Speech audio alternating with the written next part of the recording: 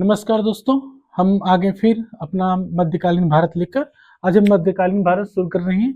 हम आपको पहले बता दें, हम केवल जनरल टेस्ट के लिए पढ़ा रहे हैं। सीयूईटी में जो जनरल टेस्ट के लिए होगा हम उसी को पढ़ा रहे हैं। इसके अलावा हम क्या नाम से हिस्ट्री डोमेन का सब्जेक्ट है उसमें नहीं जाएंगे। हम केवल वही बताएंगे जो आपके काम की चीज़ है, बाकी नहीं बताएंगे। जो आपसे पूछा जा सकता है वही जनरल टेस्ट के अकॉर्डिंग बताएंगे। और हम यहाँ पर क्या नाम से मध्यकालीन भारत कब शुरू हुआ, 712 से 1707 तक चला। हम इसमें यह डिस्कस नहीं करेंगे कि ऐसा क्यों, यहाँ से क्यों लिया गया, वहाँ क्यों छोड़ा गया, कितने कालखंडों में बांटा गया। हम यहाँ पर और आज पछाड़ काल भी नहीं बांटने जा रहे हैं, कुछ नहीं बांटेंगे। वही चीज़ बताएंगे जो आपके लिए जरूरी है। अगर हम सबको कालखंड में बांटते भी हैं तब भी आप ध्यान रखना बहुत मुश्किल हो जाता है। तो हम आगे देखते हैं, सीधे हम भारत में अरब आक्रमण करेंगे। अरब आक्रमण में हम यह नहीं देखेंगे कि पूरे भारतवर्ष की राजनीतिक स्थिति क्या थी, कोई मतलब नहीं है। तो हम यहाँ पर यह देखते हैं, भारत में अरब आक्रमण सर्वप्रथम लोग मोहम्मद बिन कासिम को पढ़ते भी हैं, लेकिन उसके पहले भी 2 बार असफल प्रयास उबैदुल्लाह ने कर चुका था। उबैदुल्लाह के बाद आया था मोहम्मद बिन कासिम। इसने सर्वप्रथम आक्रमण कहाँ किया? सिंध पे किया। उस समय वहां का राजवंश कौन सा था? रायवंश था, जहाँ का शासक दाहिर था। हमने एक और चीज देखा है, एक टीचर जो बहुत फेमस कोचिंग है उसने बताया कि इस सिंध में क्या नाम है, सिंध में ब्राह्मण वंश था उस समय, लेकिन वो ब्राह्मण वंश अफगानिस्तान में था। ठीक है, ये सिंध जो दाहिर था राय वंश था, वहां पे दूसरा वंश था, वो अफगानिस्तान का था। लेकिन वहां से जानबूझ के मिस्टेक की गई थी या फिर किस लिए की गई थी मैं नहीं जानता, लेकिन ये मैंने अच्छी बुक से डाटा उठाया है, अच्छी बुक से। ठीक है, वो किस बुक से पता रहे मुझे नहीं पता, लेकिन पहला उबैदुल्लाह ने किया था, दूसरा मोहम्मद बिन कासिम ने किया था। लेकिन अगर उबैदुल्लाह नहीं दिखेंगे ऑप्शन में, नहीं दिखेगा ऑप्शन में, तो मोहम्मद बिन कासिम को लगा दीजिएगा। ठीक, अगर एक दिख गया तो इसे ही लगा दीजिएगा, क्या जानने से सोर्स में गलत माना जाए। लेकिन यहाँ 712 से हम लोग मानते शुरू हुआ तो उस तरफ मोहम्मद बिन कासिम को मान लिया जाता है, उबैदुल्लाह की बात नहीं आती है। ये 711 में 2 बार असफल प्रयास कर चुका था। ठीक है, हम इनके साथ इज्जत व्यवहार नहीं करेंगे। तो मोहम्मद बिन कासिम ने सर्वप्रथम दाहिर पे आक्रमण किया था, जो सिंध का सम्राट थे। ठीक है, इसने सर्वप्रथम भारत में जजिया लगाया। बहुत इंपॉर्टेंट फैक्ट है, इसे आप इंपॉर्टेंट फैक्ट है, ये ध्यान रखिएगा। और एक जानकारी कहाँ मिलती है? चचनामा से। बुक है चचनामा, इसके राइटर हैं अल कुफी। इसे याद रखना जरूरी है, आप इसे याद रख लीजिएगा। अल कुफी, चचनामा पुस्तक के लेखक कौन है? अल कुफी है। ठीक है, इसके बाद ए जजिया। जजिया किसने लगाया था? पहली बार मोहम्मद बिन कासिम ने लगाया था। जजिया 1/2 से 2/3 तक था, किसका? पूरी आय का। तो और ये जजिया जो है ब्राह्मणों से नहीं लिया जाता था, विकलांगों से नहीं लिया जाता था और महिलाओं से नहीं लिया जाता था। ये बात याद रख सकते हैं, नहीं याद रखें तो कोई दिक्कत नहीं, लेकिन आप यह बात जरूर याद रखिएगा कि जजिया जो सर्वप्रथम मोहम्मद बिन कासिम ने लगाया था। इसने भारत में सोने के सिक्के चलाए। ये इंग्लिश मीडियम हिंदी मीडियम का कोई मतलब नहीं है। जो कंसेप्चुअल शब्द होते हैं, जो टेक्निकल शब्द होते हैं, यही इंग्लिश में लिखा जाए तो बेहतर होगा। और सारी चीज का रखने का कोई मतलब नहीं, केवल बोर्ड को घेरेगा। ठीक है, अब दाहिर को मैं दाहिर लिखूं या फिर इंग्लिश में DAIHI लिखूं, उसका कोई मतलब नहीं है। भारत में सोने के सिक्के किसने चलाए थे? सर्वप्रथम मोहम्मद बिन कासिम ने चलाए थे, और दिरहम उस सिक्के का नाम थे। कब? मध्यकालीन भारत की बात हो रही है। ठीक है, इतना ही आपको जानना चाहिए भारत में अरब आक्रमण के बारे में। इससे ज्यादा आप नहीं जानेंगे तो कोई नुकसान नहीं करेगा, और इससे ज्यादा जानेंगे तो कोई फायदा भी नहीं करेगा। ठीक है, इसके बाद आते हैं भारत में तुर्क आक्रमण। हम भारत में तुर्क आक्रमण में ध्यान देंगे महमूद गजनवी पर। हालांकि सुबुक्तगीन ने भी, और सुबुक्तगीन कौन था? यह महमूद गजनवी का पिता था। इसने भी आक्रमण किए थे जयपाल। एक बार जयपाल पर, जब दूसरी बार आक्रमण किया था। जब पहली बार सुबुक्तगीन ने जयपाल पर आक्रमण किया था, कोई मतलब नहीं निकला था, दोनों की कांटे की टक्कर हुई थी, सब कुछ नॉर्मल था, कोई मतलब नहीं निकला था। लेकिन जब दूसरी बार सुखदेव ने आक्रमण किया, जयपाल ने उसे भारत के बाहर ही रोक दिया। भारत के बाहर रोकने के बाद जयपाल ने सुखदेव को काम तमाम कर दिया, मतलब इसे मार डाला, इसकी हत्या कर दी। तो सुप्तगीन के बाद क्या नाम महमूद गजनवी गद्दी पर बैठा और एक कसम खाकर बैठा गया कि वह हर साल जो है भारत पर आक्रमण करता रहेगा। महमूद गजनी ने पहला आक्रमण पेशावर, जहां पर जयपाल था, उसमें आक्रमण किया। पहली बार भी कुछ विशेष नहीं निकला। फिर दूसरी बार युद्ध में जयपाल का उपहास करके, उसे हराकर, उसका उपहार करके उसे छोड़ दिया। तो जयपाल ने आत्महत्या के लिए। फिर इसके बाद इनका पुत्र आया। इसके बाद हम आगे देखते हैं।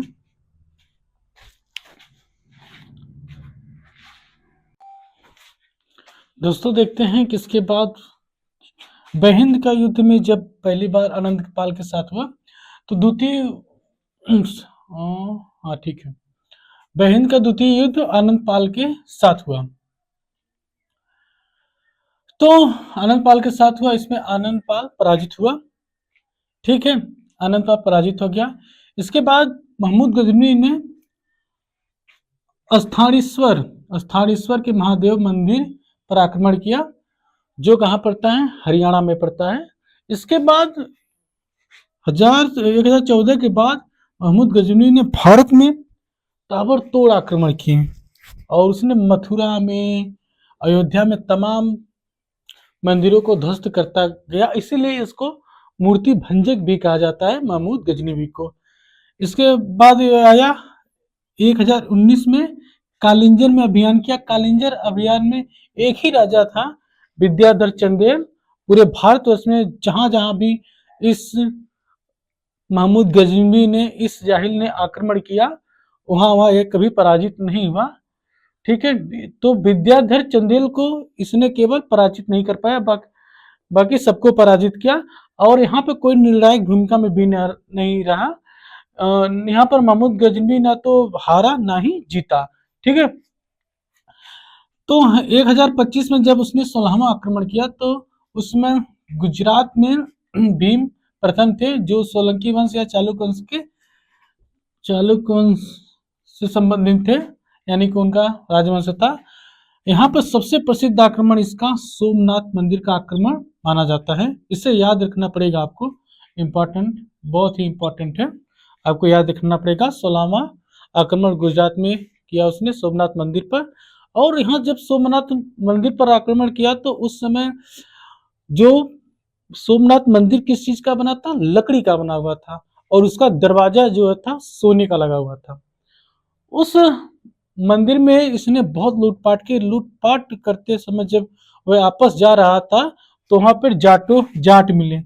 वापस जाते समय जाटों ने इसके ऊपर आक्रमण कर दिया, इसको भी लूट लिया जाटों ने। फिर जब जाटों का वापस बदला लेने के लिए 1027 में वापस आया, जाटों पर इसने अंतिम आक्रमण किया। ठीक है, जाटों पर आक्रमण किया बदला लेने के लिए। और इसके बारे में कुछ फैक्ट जान लेते हैं। पहला मुसलमान था जिसने अपने आप को सुल्तान व गाजी की उपाधि धारण की। ठीक है, इसे मूर्तिक भंजक कहा जाता था, मैंने पहले बताया था। इसमें दो लेखक, ये दोनों को आप याद रख लें तो काम चल जाएगा। अल बरूनी किताब उल हिंद का लेखक है, फिरदौसी इसने शाहनामा लिखा। इसके अलावा महमूद गजनवी के बारे में आपको कुछ याद रखने की जरूरत नहीं है, हम इसके आगे देखते हैं।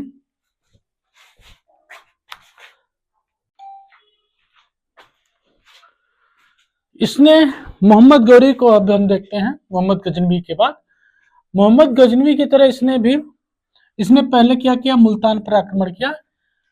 मुल्तान में यह जानना जरूरी नहीं है कि कौन सा शासन था, किस लिए था। ठीक है, लेकिन मोहम्मद गजनवी की तरह इसने भी 1178 में गुजरात पर आक्रमण किया। किसके लिए, वो जानता था कि इसके पहले वाले शासक ने, कौन सा पहले शासक था, अपने मन में आप ध्यान रखिए, मोहम्मद गजनवी था। ठीक है, कि वह भी फिर सोमनाथ मंदिर पर आक्रमण करेगा और ढेर सारी संपदा पाएगा। लेकिन अब की बार उल्टा पड़ गया, उसने उल्टा तीर ले लिया।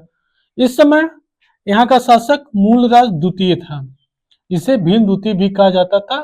इसने इसे दौड़ा दौड़ा कर मारा और यहाँ तक भीम द्वितीय ने इसको, मोहम्मद गौरी को पीछा किया। ये कहाँ जाके पकड़ा गया? ये माउंट आबू पर पकड़ा गया। इसने मोहम्मद गौरी को भीम द्वितीय ने माउंट आबू पर अरेस्ट किया, माउंट आबू पर पराजित करके पकड़ लिया। लेकिन अपनी मां के कहने पर इसने मोहम्मद गौरी को छोड़ दिया, जो कि ऐतिहासिक दृष्टिकोण से गलत हुआ। ठीक है, भारतीय इतिहास के दृष्टिकोण से। फिर मोहम्मद गौरी यह जान गया कि भीम द्वितीय के जीते जी गुजरात पे सिक्का नहीं जमेगा, तो उसने गुजरात का सपना त्याग दिया। इसके बाद वह आया पंजाब और कश्मीर पे। 1179 में पंजाब और कश्मीर पर इसने अधिकार कर लिया। इसके बाद इसकी मुलाकात मतलब VS दिल्ली में हुआ। दिल्ली से उस समय समानांतर में चौहान वंश ही था। चौहान वंश के उस समय का राजा पृथ्वीराज चौहान, जिसे राय पिथौरा भी कहा जाता है, जिसकी संयुक्ता पकड़ की कहानी आती है। यहाँ पे कौन था? पृथ्वीराज चौहान था, राय पिथौरा जिसे कहा जाता था। ये जानकारी कहाँ से मिलती है? चंद्रवरदाई के पृथ्वीराज राजस्व से।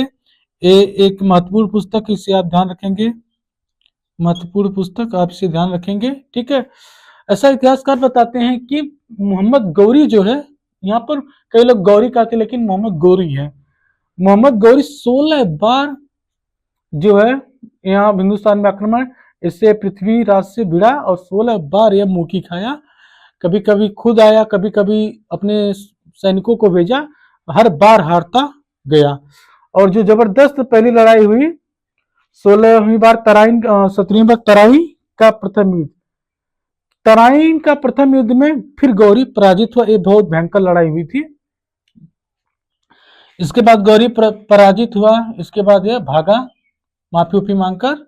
फिर उसके अगले साल इसने तराइन का द्वितीय युद्ध रचा, जिसमें गौरी की सहायता की थी जयचंद ने। इसके माध्यम से जो है पृथ्वीराज चौहान तराइन का दूसरा युद्ध हार जाते हैं। और इसके बीच में कन्नौज में संयुक्ता पकड़ हुआ था, ये बात आप जानती हैं। ये मैं ज्यादा हाईलाइटेड नहीं कर रहा हूं जानबूझकर। ठीक है, कोई मतलब नहीं है आपके एग्जाम पॉइंट ऑफ व्यू से। तो मोहम्मद गौरी को में इतनी चीजें आपको ध्यान में रखनी चाहिए, मैं ये कह रहा हूं। इसके बाद हम आगे देखते हैं